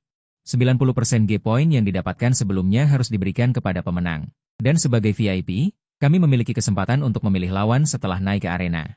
Orang yang terpilih tidak bisa menolak. Hanya saja, orang yang masuk akan dikenakan larangan, semua orang yang terlihat di mata mengenakan jubah hitam. Sulit untuk membedakan siapa. Anak ini mungkin takut tidak bisa memilihmu nanti, jadi dia melakukan ini. Semoga saat pertandingan arena nanti sore, kamu bisa maju sendiri dan mengalahkannya di hari pertama. Dia akan menduduki keuntungan absolut di daftar G-point, dan juga lebih menarik perhatian universitas-universitas besar. Bagaimanapun, keluarga Qian saat ini tidak memenuhi syarat untuk memilih universitas top dengan santai. Aku kembali merapikan informasi yang didapat kali ini. Aturan tidak bisa membedakan lawan ini, bagi peserta ujian. Ini adalah bencana. Jika bertemu dengan penduduk lokal yang melampaui tingkat F, itu berarti memberikan G-point kepada mereka dengan cuma-cuma. Terima kasih. Aku menyatakan keramahan kepada Tang Ning yang bersedia berbagi informasi ini. Sama-sama. Aku juga tidak sebaik itu. Jika aku menemukan kekuatanmu hampir sama dengan Tian Cheng itu, aku berani menjamin orang yang akan menantangmu selanjutnya adalah aku. Tang Ning tersenyum dan berkata, karena lebih tinggi 20 poin dari kami, maka harus menunjukkan level 20 poin yang lebih tinggi. Jika tidak, Nona akan membuatmu berbaring untuk mengikuti babak kedua ujian. Benar-benar membuatku kesal. Setiap hadiah yang diberikan oleh pihak ujian di setiap babak sangatlah besar. Dan ternyata Nona muda ini masih menyimpan dendam. Maka makan siang yang aneh. Dimulai dari sini. Harus diakui, paket kamar seharga 30 gram poin cukup bagus. Setengah jam kemudian, aku kembali ke kamarku di lantai 17 bawah tanah. Saat memeriksa panel atributku, aku tiba-tiba menyadari bahwa nilai kekuatan asalku telah meningkat pesat. Seseorang bernama Wang Rei menyumbangkan 500 poin sekaligus. Sepertinya dia tokoh penting. Dan yang lainnya juga menyumbang dengan nilai kekuatan asal di atas 6.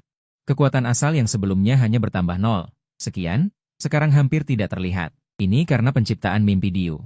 Apakah ini alasan mengapa hanya terbuka untuk pencipta mimpi kelas C ke atas? Setelah berpikir sejenak, aku mengeluarkan 200 poin kekuatan asal untuk meningkatkan kekuatan mentalku. Sisanya kusiapkan untuk keperluan mendesak nanti. Begitulah. Nilai kekuatan mentalku langsung naik dari 32,5 menjadi 34,5. Jadi kenapa jika pekerjaan pencipta mimpi hitam memiliki tingkat keselarasan yang rendah? Dengan kekuatan asal, aku tidak takut kekuatan mentalku tidak akan meningkat. Saat aku bersiap untuk pertandingan siang ini, Diu dari ujian putaran pertamaku sudah viral di luar. Bahkan ada seorang penulis terkenal yang menulis esai tentang Diu, terutama perasaannya di jembatan Naihe, seolah-olah dia benar-benar akan memasuki reinkarnasi. Setelah artikel ini keluar, popularitas Diu meningkat lagi. Semakin banyak orang mengantre untuk merasakan pengalaman itu. Pada saat yang sama, ada juga orang yang berjaga di ruang siaranku, mulai menantikan. Pemandangan seperti apa yang akan disajikan Diu yang baru? Saat waktunya hampir tiba, seorang pria berpakaian hitam membawaku ke sublantai 18, lalu membawaku ke depan pintu kamar yang bertanda nomor 18. Tuan, nomor kamar ini adalah kode Anda dalam kompetisi panggung dalam kali ini. Di dalamnya ada fasilitas seperti piringan dan aturan yang dapat dilihat. Kompetisi panggung dalam kali ini berlangsung hingga pukul 17.30.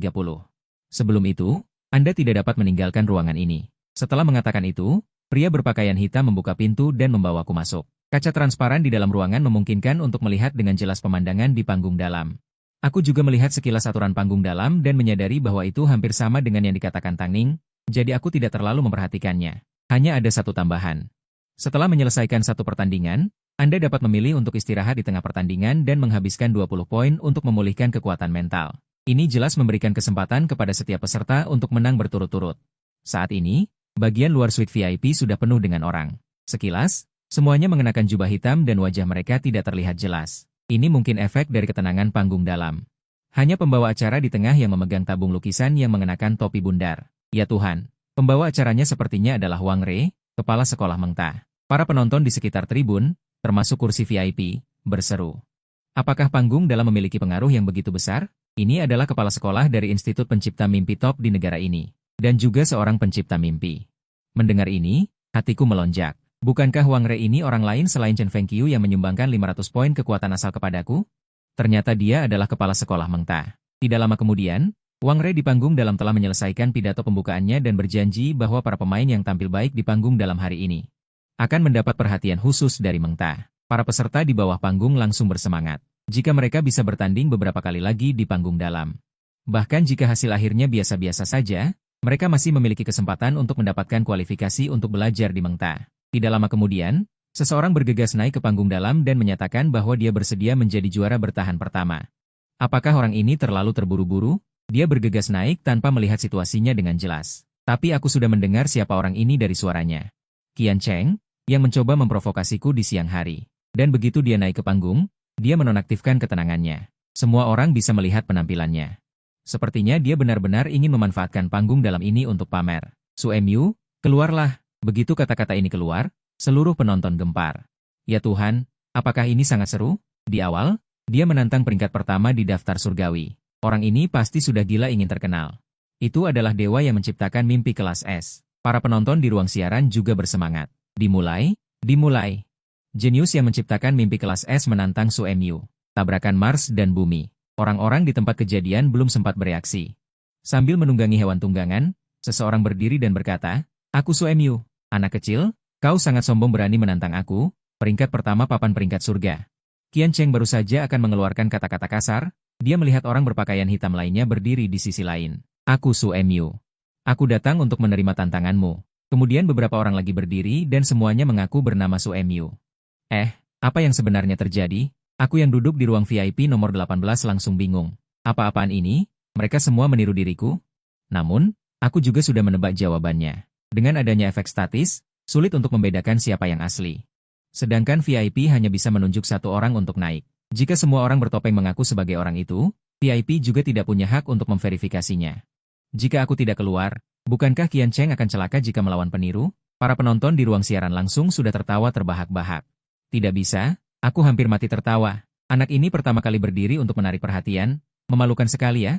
Melihat Su Emyu baru terus bermunculan di sekitarnya, Qian Cheng yang berdiri di atas panggung tiba-tiba tertegun, keringat dingin mengucur di dahinya. Untungnya, rasa malu ini tidak berlangsung lama. Melalui kursi VIP nomor 18, dia melihat aku yang sudah berdiri. Meskipun ada efek statis juga, setelah melihat sekilas, dia tetap mengunci targetnya. Aku juga terkejut dengan kemampuannya membuat penilaian. Kupikir pantas saja dia berada di peringkat 100 teratas papan peringkat surga. Mungkin saat siang hari. Dia sudah mengingat ciri-ciri fisikku dan membuat penilaian berdasarkan tinggi badan dan bentuk tubuh. Setelah aku naik ke atas ring, sebenarnya Qian Cheng masih sedikit ragu. Namun, dia hanya bisa maju dengan berani. Kedua belah pihak mengambil posisi, pertandingan dimulai. Qian Cheng menatapku dan mendengus dingin. Tidak peduli kau Su Emyu atau bukan, turunlah dari sini. Debu tulang kesepian. Qian Cheng mengulurkan tangannya ke udara di depan dan mulai menggunakan mimpinya. Sebuah kabut berdebu tandus langsung muncul di sekelilingnya, kerangka-kerangka tulang putih keluar dari tanah. Meskipun menakutkan, seluruh dunia tampaknya menjadi sedikit berbeda karena kemunculan tulang-tulang putih itu. Su Emyu, jangan bilang kau masih harus menyusun mimpimu di tempat. Melihat mimpinya telah sepenuhnya menutupi seluruh arena pertandingan, Qian Cheng berkata dengan bangga. Para penonton di ruang siaran langsung terkejut melihat wilayah kerangka ini. Pantas saja mimpi dengan potensi kelas S. Hanya dengan menggabungkan kenyataan dan memanggil makam kerajaan, itu sudah cukup untuk mendominasi 100 besar, kan? Su Emyu ini dalam bahaya. Terlalu tercela, Qian Cheng ini benar-benar menggunakan fungsi penyimpanan ladang bintang pembuat mimpi. Beberapa orang yang memahami latar belakang keluargaku mulai merasa tidak adil. Kota Lin Hai termasuk dalam wilayah bawah. Properti seperti ladang bintang pembuat mimpi yang berasal dari pembuat mimpi kelas S bernilai jutaan, sama sekali bukan sesuatu yang berasal dari daerah kumuh, keluarga biasa mampu membelinya, tetapi menggunakan serangkaian ladang bintang pemimpi dan lain-lain.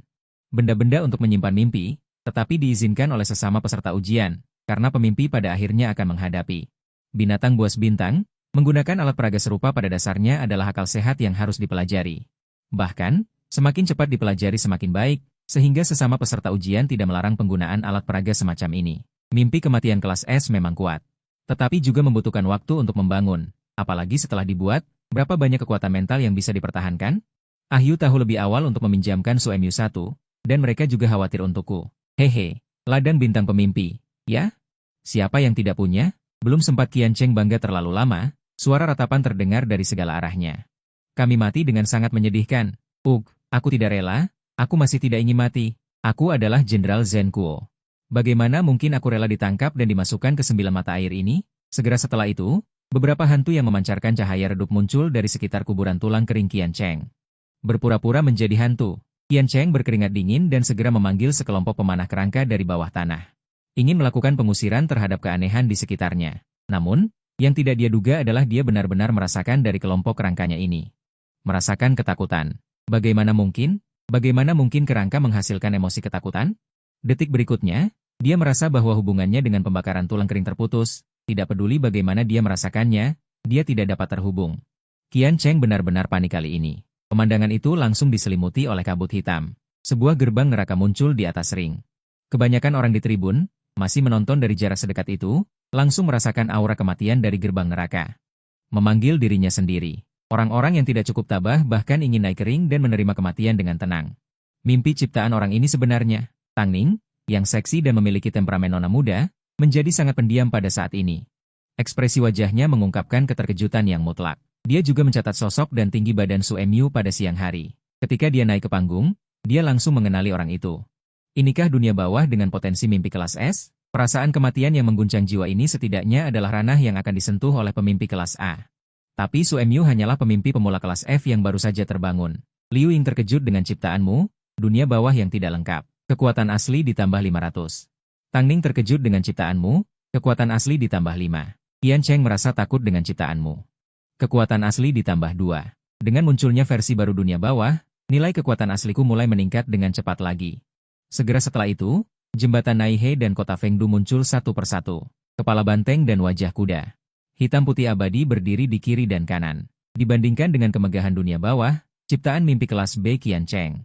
Pembakaran tulang kering hanyalah produk inferior di antara barang-barang jelek. Tumpukan tulang juga pantas disebut dunia setelah kematian. Guru, aku berlutut. Terimalah aku sebagai murid, bahkan jika aku berada dalam krisis, aku tidak akan bisa menciptakan mimpi seperti ini. Saat ini, Qian Cheng berdiri dengan tatapan kosong di jalur penghinaan. Kedua kakinya sudah mulai gemetar tanpa sadar, dan kreasi mimpinya juga meringkuk dan gemetar, tidak berani bergerak sama sekali. Oxhead dan Horseface berjalan keluar dari kabut hitam sambil membawa rantai, suara yang familiar terdengar dari atas panggung, karena sudah mati. Mengapa berhenti di sini? Begitu suara ini keluar, sebelum Qian Cheng sempat melakukan apapun. Orang-orang di kursi nomor 666 di bawah panggung tiba-tiba tersentak kaget. Cendehan terlalu akrab dengan kalimat ini. Ketika jiwanya ditarik keluar sebelumnya, kalimat inilah yang diucapkan. Justru karena kejadian ini, dia dihukum oleh gurunya untuk berperan sebagai warga asli di kota Zhengmeng, naik ke atas panggung untuk mengendalikan perselisihan jika perlu, mencegah seorang siswa mendapatkan skor terlalu tinggi melalui pertarungan di atas ring. Dengan kata lain, dia mungkin akan menghadapi situasi ini lagi di kemudian hari, tetapi dia merasa sedikit takut hanya dengan memikirkannya. Dia bahkan ingin segera menghubungi guru dan mengatakan bahwa dia tidak ingin melakukannya lagi. Dia bahkan tidak tahan menjadi pengawas ujian selama 11 menit, mengalami kematian sekali lagi. Cendehan merasa dia akan gila. Mustahil. Ini jelas bukan mimpi yang bisa diciptakan oleh seorang F-level. Qian Cheng gemetar ketakutan. Sial, aku menyerah. Aku mengakui kekalahan pada seorang senior. Qian Cheng mengatakan kata-kata keras kepala seperti bebek mati. Bahkan jika dia mengakui kekalahan, dia tidak mau mengakui bahwa ini adalah kekuatan seorang peserta ujian. Para penonton di ruang siaran langsung tertawa terbahak-bahak. Apakah bocah ini datang untuk menipu dan meminta makanan? Apakah dia berencana untuk memakan seluruh lantai? Atau memakannya sepotong demi sepotong? Berbeda dengan sudut pandang Tuhan di ruang siaran langsung, kata-kata Qian Cheng masih memiliki kredibilitas tertentu bagi para siswa di tempat kejadian. Bagaimanapun, kekuatan yang meledak dari mimpi ini agak melampaui pemahaman mereka tentang pencipta mimpi F-level. Beberapa orang sudah mulai curiga. Apakah seorang penguji turun tangan untuk melakukan pemanasan dan menggerta anak-anak? Singkatnya, tidak banyak orang di tempat kejadian yang akan berpikir bahwa orang di atas panggung adalah Su Emyu karena mimpi kematian ini sama sekali tidak menyebutkan kata Diu. Orang di atas panggung juga tidak meneriakkan nama mimpinya. Saya tidak menanggapi keraguan mereka saat daftar peringkat diumumkan. Semuanya akan terungkap secara alami. Adapun Qian Cheng di depan saya, menurut saya dia masih perlu dihukum. Oxhead menerima perintah saya dan segera maju. Hanya terdengar suara, bam, tubuh Qian Cheng seolah terkunci oleh sesuatu. Seluruh ekspresinya kesakitan dan terlempar ke udara. Ketika mendarat, matanya langsung berputar dan pingsan. VIP nomor 18 memenangkan putaran ini. Memperoleh 90% poin kemenangan dari VIP nomor 12, total 27 poin. Bonus VIP nomor 18 ditambahkan. Saat ini 57 poin. Apakah VIP nomor 18 ingin melanjutkan? Wang Meng mengamati penampilan saya saat ini. Dan bertanya dengan nada memuji. Ini adalah pendatang baru terkuat yang dia temui sejak menjabat sebagai Kepala Universitas Menara Mimpi. Jika dia bisa selamat di medan perang bintang. Di masa depan, dia pasti akan menjadi seorang jenius top yang dapat menyentuh alam S-level. Hanya saja ketika dia mengamati Diu barusan, dia masih menemukan kekurangan. Dia merasa daya tempurnya tidak terlalu kuat. Atau dengan kata lain, akan banyak melemah ketika menghadapi monster bintang. Ciri khas monster-monster itu adalah tubuh dan jiwa mereka yang kuat dan kasar. Aku Niu dan MA Mian mungkin akan kesulitan menarik jiwa monster itu. Sekarang mungkin juga karena level Su Mu hanya F, kemampuan penampilan Aku Niu dan MA Mian belum cukup. Selain itu, pengaturan Huang Kuan Nai He selalu terasa ditujukan untuk makhluk hidup yang memiliki emosi. Adapun binatang raksasa luar angkasa itu, mereka sama sekali tidak takut mati. Sekarang Wang Rezi berharap bahwa Diu ini masih bisa memberinya lebih banyak kejutan. Setelah aku menarik kembali Diu ke dalam bintang mimpi, aku tidak sabar untuk membuka panel pribadiku. Saat ini, kekuatan asal telah mencapai 2856. Nilai kekuatan asal yang didapat dari pertempuran ini sangat besar. Aku segera menunjuk seorang siswa dari kursi VIP untuk melanjutkan tantangan. Orang yang ditunjuk itu jelas-jelas menyandarkan tubuhnya ke belakang. Ekspresi ketakutan. Setelah naik ke atas panggung, dia bertarung dengan cepat dengan mentalitas berjudi. Akibatnya, ciptaan mimpinya baru saja dipanggil dan langsung ditelan oleh benda hitam Diuku. Melihat dirinya sama sekali tidak bisa menang, dia langsung melompat turun dari arena dalam. VIP nomor 18 menang dan hadiahnya bertambah menjadi 84 poin. Apakah akan melanjutkan? Lanjut. Berdiri di arena dalam, aku tentu saja memilih untuk mengambil risiko demi kekayaan. Bagiku saat ini, memanfaatkan popularitas untuk mendapatkan kekuatan asal adalah yang utama. Siapapun di antara penonton yang ingin mendapatkan 84 poin ini dapat naik ke atas panggung sendiri. VIP nomor 18 tidak bisa menolak. Setelah suara Wang Rei jatuh, ternyata tidak ada seorang pun di bawah arena dalam yang bergerak. Setelah para peserta ujian dari 100 besar lainnya melihat keadaan tragis Qian Cheng, mereka semua memilih untuk menghindarinya untuk sementara waktu. Bagi mereka, poin adalah yang terpenting. Kurungan seperti kematian ini membuat penonton di ruang siaran langsung terkejut. Su Mu terlalu hebat. Ini benar-benar mendominasi seluruh arena. Pada saat ini, Shen Dehan di bawah panggung tampak pucat pasi. Tepat saat itu, dia menerima pesan dari orang tua itu. Memintanya untuk naik ke atas panggung dan bertarung. Benar saja, apa yang seharusnya datang tidak bisa dihindari. Segera setelah itu, dia melihat konten tambahan. Gunakan kekuatan penuh untuk fokus pada konsumsi dan bandingkan kekuatan mental dengan lawan. Keluar dari medan perang setelah tujuan tercapai. Ini membuatnya tiba-tiba sadar. Dia adalah seorang pencipta mimpi tingkat bumi, 2 tingkat lebih tinggi dari Su Mu. Domain tingkat es memang kuat, tetapi konsumsinya juga besar. Jika aku berhati-hati, aku mungkin tidak akan kalah. Setelah memikirkannya, dia membuat keputusan. Aku hanya perlu melakukan konsumsi di pinggiran, tidak pergi ke gerbang neraka itu. Jembatan Naihe mungkin masih memiliki kesempatan untuk menang. Memikirkan hal ini, Shen Dehan tidak bisa duduk diam lagi. Dia melihat ke atas panggung dan langsung berteriak. Aku datang. Oke, penonton nomor 666 memilih untuk menantang VIP nomor 18. Wang Rei berkata sambil melihat sekeliling. Shen Dehan menemukan sesuatu. Sedikit mengangkat alisnya, lalu melepaskannya. Anak kecil, kau juga akan berhenti di sini. Shen Dehan meraung dan tubuhnya ditutupi lapisan baju besi hitam. Setelah pertempuran dimulai, Aku Niu dan MA Mian menyerang pada saat yang sama. Rantai itu menyapa Shen Dehan bersama-sama, tetapi dia tampak sudah menduganya. Beberapa kali menghindar. Beberapa kali berpura-pura terengah-engah mengatakan bahwa dia hampir tidak bisa melakukannya lagi. Akibatnya, pada saat rantai akan menyentuhnya, dia berhasil menghindar lagi. Dia tidak bertarung secara langsung. Setelah pertempuran sengit, aku juga menyadari ada sesuatu yang tidak beres. Juga mengerti niatnya untuk melakukan perang gesekan. Memilih untuk menggunakan keterampilan bertarung istirahat sendiri yang dikombinasikan dengan baju besi ciptaan mimpi di tubuhku. Untuk melawan mimpi kematianku. Karena orang yang memimpin jalan di depan hanya Aku Niu dan MA Mian, rintangan di belakang pada dasarnya tidak akan digunakan. Sama saja dengan membuang-buang energi di level berikutnya. Untung saja kekuatan mentalku mendekati 35 poin, kalau tidak aku sudah menyerah. Penonton di ruang siaranku juga memikirkan hal ini. Sepertinya ini adalah cara untuk memecahkan kebuntuan. Tidak bisa mencapai gerbang hantu. Tidak bisa mencapai jembatan Naihe. Mimpi kematian Su Mu sepertinya tidak bisa memberikan efek maksimal. Ya, penantang ini seharusnya adalah makhluk mimpi dari mimpi buruk. Levelnya jelas lebih dari F. Kekuatan mentalnya hanya lebih tinggi dari Su Mu. Jika terus seperti ini, jelas Su Mu tidak akan bertahan. Banyak siswa di kursi VIP yang melihat pemandangan ini juga matanya berbinar. Sepertinya tipe seperti ini juga tidak terlalu tak terkalahkan. Memikirkan hal ini, mereka juga sedikit gatal untuk mencoba. Hei anak hitam, kamu juga seharusnya segera tidak bisa, kan? Mau menyerah dengan makhluk mimpi ini? Bertarunglah secara adil denganku. Shen Dehan diam-diam menghitung. Jika siswa biasa mendukung mimpi selama ini, pasti sudah menyerah. Dia hanya bertahan lebih lama karena potensinya. Selama Su Mu tidak bisa mengendalikan makhluk mimpinya. Itulah saatnya dia membalas. Suruh anak itu menakut-nakuti penguji. Sekarang saatnya membalas. Hehe, hampir saja kamu berhasil. Sayangnya, kekuatan mentalku tidak dihitung secara normal. Dengan suara mendengung, aku menyuntikkan kekuatan asal ke lautan mental. Kekuatan mental langsung naik menjadi 40 poin. Konsumsi sebelumnya juga langsung terisi penuh. Seluruh Diu bergetar karena peningkatan kekuatan mentalku. Chen Dehan melihat perubahan besar di depannya dan merasa tidak enak. Kekuatan mental orang ini terlalu abnormal. Yang lebih membuatnya tidak percaya adalah gerbang hantu yang sebelumnya berjarak darinya, tiba-tiba bergerak ke arahnya. Di belakangnya samar-samar terlihat jembatan Naihe dan kota Fengdu di tingkat atas.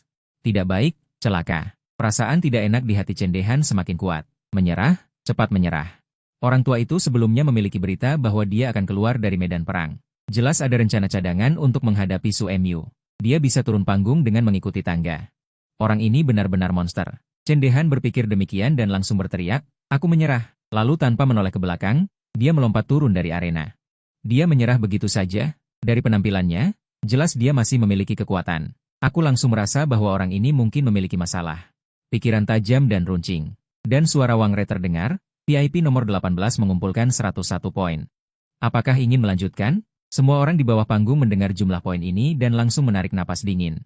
Ini sama dengan mendapatkan nilai penuh di putaran pertama dalam satu tarikan napas. Jika terus seperti ini selama 3 hari berturut-turut, pada dasarnya bisa mengumumkan juara lebih awal. Zihanku masih menangis di luar sana mencuci piring. 6 poin untuk 2000 piring. Orang ini mendapatkan 100 poin dalam waktu kurang dari 2 jam. Benar-benar tidak adil. Semua orang tidak dapat menyangkal bahwa dalam ujian kali ini, memang muncul seorang monster. Menemukan sedikit keanehan, aku akhirnya memilih untuk turun. Wang Re melihatnya dan langsung menggelengkan kepala, menyatakan penyesalan. Dia juga baru saja menerima pesan. Jika Su Emyu memutuskan untuk terus bertarung, yang akan keluar berikutnya adalah dia. Karena aturan tidak membatasi pembawa acara. Tidak bisa naik ke atas ring, saat itu dia tidak akan memberi Su Emyu kesempatan apapun, langsung merebut 90% yang didapatkan. Inilah yang disebut mengendalikan poin, dia anak yang pintar, dia bergumam pelan, mengumumkan bahwa aku mendukungnya. Kembali ke kamar VIP nomor 18, berbalik mengundang juara ring baru untuk naik ke atas, aku juga menghela napas lega. Perasaan buruk di hatiku baru saja menghilang.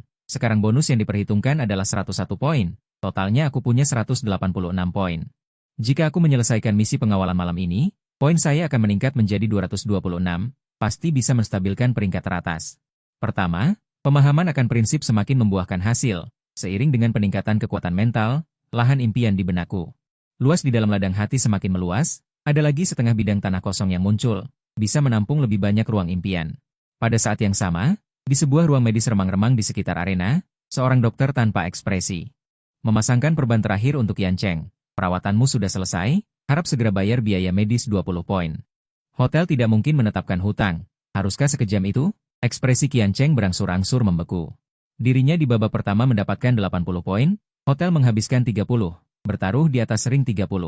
Dirinya sekarang hanya memiliki 20 poin. Hasilnya sekarang 20 poin terakhir ini juga akan hilang, jika misi pengawalan malam ini tidak selesai. Besok poin untuk menginap dan beristirahat pun tidak bisa dikeluarkan, apalagi dia masih ingin menarik perhatian kepala sekolah lain melalui pertarungan di atas ring. Misi normal kali ini, sama sekali tidak mungkin memberikan hadiah sebesar ini. Dengan kata lain, dia hanya bisa mendapatkan poin melalui pembakaran, pembunuhan, dan perampokan, jika tindakan semacam ini tidak baik. Sangat mudah memberikan kesan buruk kepada orang lain. Sepertinya hanya bisa begini saja. Malam ini aku harus mengawasi Su Emyu. Orang ini membuatku mengalami kerugian besar. Jika tidak membalasnya, aku akan terlihat terlalu pengecut setelah pembayaran poin terakhir selesai.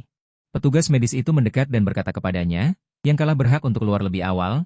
Dengan kata lain, kamu bisa kembali ke hotel. Melihat kamu sudah membayar 20 poin, aku ingatkan satu hal, sekarang saat ini. Berjalan-jalan di sekitar hotel akan ada kejutan. Mendengar kata-kata ini, mata Qian Cheng langsung bersinar. Keluar hotel dengan luka ada kejutan, mungkinkah ini misi tersembunyi khusus untuk yang kalah? Dia segera menjadi bersemangat. Sepertinya dirinya mendapat keuntungan dari kemalangan, setelah mengucapkan terima kasih berulang kali, dia segera keluar dari hotel dan mulai berkeliaran di luar. Hingga dia melewati sisi hotel, sebuah gang kecil yang gelap, teman. Luka ini bagaimana bisa terjadi? Sebuah suara pria rendah terdengar dari belakangnya, terjadi saat bertarung di atas ring. Qian Cheng berbalik dengan bersemangat, namun yang menyambutnya adalah tawa menyeramkan dari tim penegak hukum kota mimpi buruk. Perasaan buruk tiba-tiba muncul di benakku. Kamu telah melanggar aturan kota Meng. Tim penegak hukum kota Meng akan menghukummu. Akhirnya, hari pertama kompetisi Lei Tai berakhir dengan pidato Wang Re. Aku juga, di bawah bimbingan pelayan berjubah hitam. Kembali ke kamarku. Aku keluar lagi saat jam makan, dan bertemu dengan Jiang Li, si tukang gosip. Kak, penampilanmu di Lei Tai hari ini terlalu hebat, ya? Masa depan mereka semua kau buat jadi badut. Aku tersenyum dan menjawab asal-asalan. Kompetisi Lei Tai apa? Aku tidak pernah ke sana. Kudengar itu melanggar peraturan. Kalau kau pernah ke sana, jangan libatkan aku. Jiang Li terkejut, sepertinya tidak menyangka ini. Melanggar peraturan apa? Apakah kota Meng tidak mengizinkannya? Apakah dia pernah bilang mengizinkan? Aku bertanya balik sambil tersenyum. Jiang Li mengerutkan kening, lalu tiba-tiba mengerti. Benar juga, Kak. Aku juga tidak pernah ke kompetisi Lei Tai. Aku hanya mendengarnya di jalan. Kami tertawa dan berbicara sambil berjalan ke restoran. Di tengah jalan, dia menunjukkan niat keluarganya untuk merekrutku, tetapi aku menolaknya dengan halus. Akhirnya, dia menyatakan sedikit menyesal, lalu kembali ke mode, tukang gosip, dan bercanda denganku. Setelah kami mencari tempat dan duduk, Tang Ning datang di depanku dan membungkuk untuk duduk. Ada apa? Mungkinkah dia juga datang untuk merekrut? Aku bertanya. Bukan, ini tawaran pekerjaan. Dan hanya untuk malam ini. Ternyata hanya tawaran pekerjaan. Aku sedikit penasaran dan bertanya. Mungkinkah kau ingin aku merebut poin bersamamu? Ini tentang misi pengiriman malam ini. Tang Ning menggelengkan kepala dan menjelaskan. Aku punya firasat bahwa untuk mendapatkan 30 poin ini, mungkin akan ada pertempuran sengit. Alasan menyewamu juga sederhana. Selama pertempuran, ingat untuk memperhatikanku. Jika tidak menyangkut hidup dan mati, berkolaborasilah denganku. Jika musuhnya terlalu kuat, kau bisa langsung melarikan diri. Aku akan memberi bonus. Tang Ning berkata sambil menunjukkan angka. Bagaimana dengan 2 juta? Asalkan bayarannya bagus, kau akan menerimanya setelah ujian selesai. Pantas saja disebut wanita kaya kecil. Setelah berpikir lama, aku tetap memilih untuk menolak. Jelas sekali, 2 juta adalah bayaran 1 kali. Harga seperti ini pasti ada masalahnya. Tidak perlu bayaran. Aku bisa bergabung dengan tim kalian dalam misi pengiriman ini. Syaratku adalah di beberapa putaran berikutnya.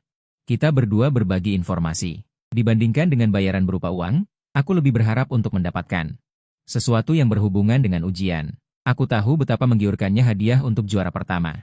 2 juta memang lumayan, tapi masih ada perbedaan dibandingkan dengan hadiah di beberapa putaran berikutnya.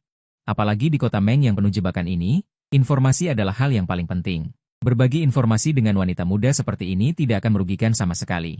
Adapun cara membedakan apakah Tang Ning berbohong atau tidak, di Diu ada binatang suci yang dapat membedakan kebenaran dan kebohongan.